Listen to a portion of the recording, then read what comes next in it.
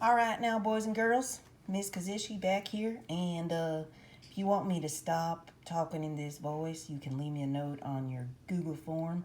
But I think I'm just gonna keep doing it because it kind of entertains me.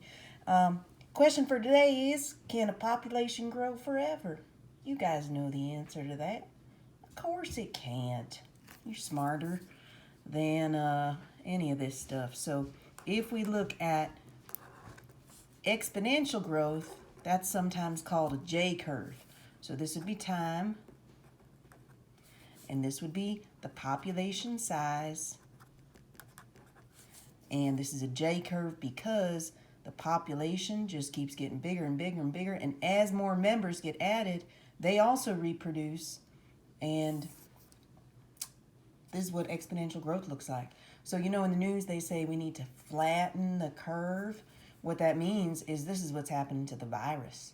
It's infecting humans at an extremely fast rate, an exponential rate, and flatten the curve means we want that population size of people infected to go down. What are the four main things that cause a population's growth to slow? Well, access to food and water. For a plant, that might be nutrients, but I think we can all agree that living things need those two. Access to space. For an animal, that might be shelter. Protection from the environment, from the elements. Another resource that can limit growth is health, meaning health is the resource, but a lack of disease is what we mean by that. And you guys know that plants can get diseases too. Fungi get diseases. Bacteria, they can get sick and die. So it's not just us that get diseases. The last resource that can limit growth is not really a resource, it's just kind of a fact of life. Predation. And over here in this picture, you see this barrel. And the water coming down represents the annual production or the number of individuals in that population and how many new are added each year.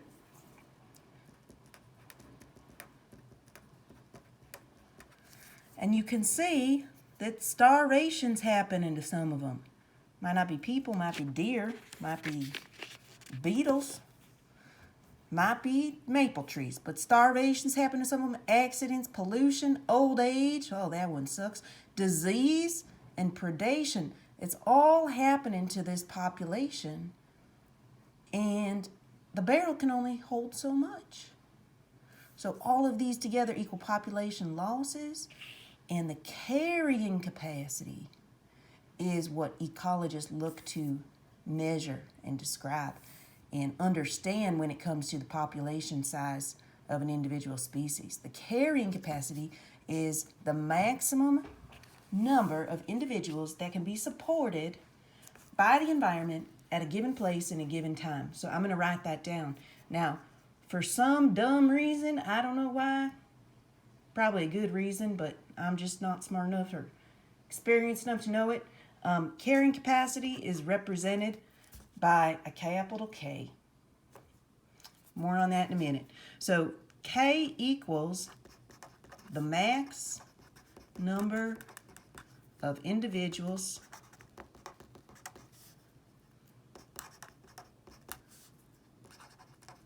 that can be supported. Uh-oh, made a mistake. You also notice my thumb is ugly. This is tape, medical tape. I can't get it off because I sliced my finger open.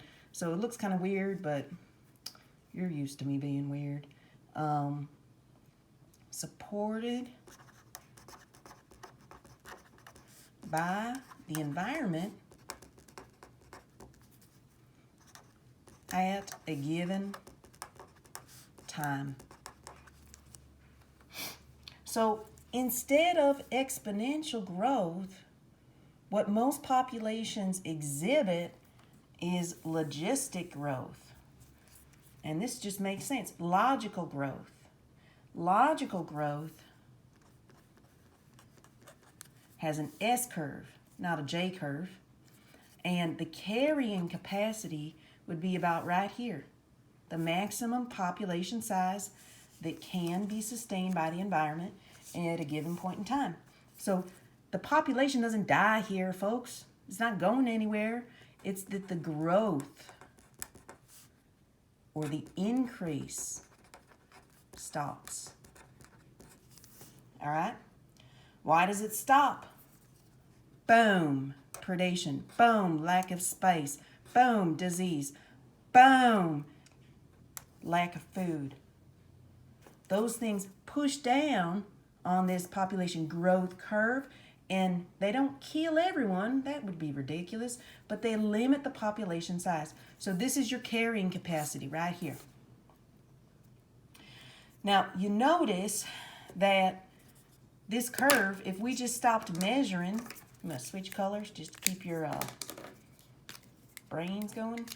If we were to stop measuring at this point in time, we get exponential growth. So this right here is a period of exponential growth. And usually when populations start in a new place, especially if they're like an invasive species, they take off exponentially. They grow really, really, really fast. But about this point, the population growth starts to slow. Whoops. That's all right. And then at this point, it's slowing down, slowing down, slowing down. And then at carrying capacity, for some reason, again, represented by a K, the population growth stops. Okay, now, this is a model. This is a model. What that means is populations don't grow according to this perfect shaped graph. Typically, what you'll get is something that looks like this.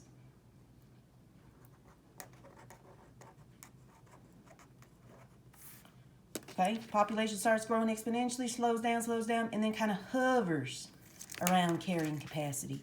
So this would be the carrying capacity on average at that point in time. Okay, so what are those things that, well, we know those things, those resources that are limited that affect population growth or slow it down, but they are often divided into two categories. And that's the last thing I'm going to talk about today, and that is density dependent and density independent limiting factors. So growth is always limited by factors. Two kinds of factors. Density dependent. And then density, oh man. I think when I talk funny, I start to spell funny, you know? Density instead of density. But I guess I said funny both ways. Density independent factors. All right, what's the difference? Well, in density dependent limiting factors, the population size is going to be affected to a degree based on how many individuals there are. Meaning, if the population is dense, then the limiting factor will have greater effect. Prime example. Where's everyone getting the coronavirus? In places where there's high population, dense population, urban areas. Also getting it in the rural areas, but not as fast. Okay, so this is a limiting factor that limits the growth of human population, and its effect on population growth is dependent on how dense the human population is. Here's another one, predation, competition for resources. Competition is going to limit population growth more in a dense environment, rather a densely populated environment, than it is in a non-densely populated environment, right? Okay, so now you could probably guess what density independent limiting factors are.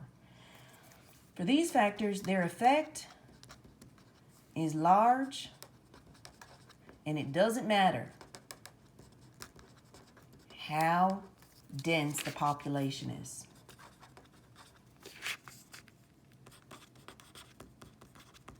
Example, if you're a small population of, I don't know, squirrels, or a big population of squirrels, hurricane's gonna,